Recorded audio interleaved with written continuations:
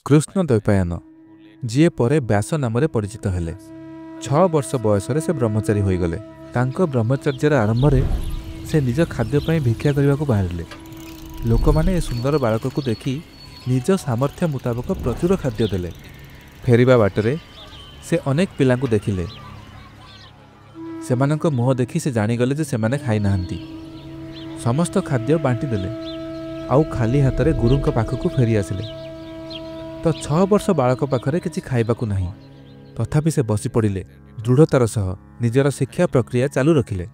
एमिति दिन पर दिन घटिला आउ बालकटी केबे भी खाइले नाही।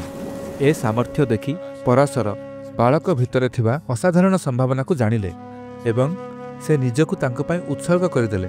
व्यास निज जीवन में यही अभ्यास विकसित कले। आखपाखरे थिबा प्रत्येक व्यक्ति न खाइला पर्यंत से खाउ नथिले। दिन पर दिन से बिना खाद्य रहिले। खाद्य नथिला ता नुहे, कारण खाद्य आसिले से निश्चित करुथिले जे समस्ते खाइछन्ति। तो जदि किछि बळिला खाउथिले, नहले से खाउ नथिले।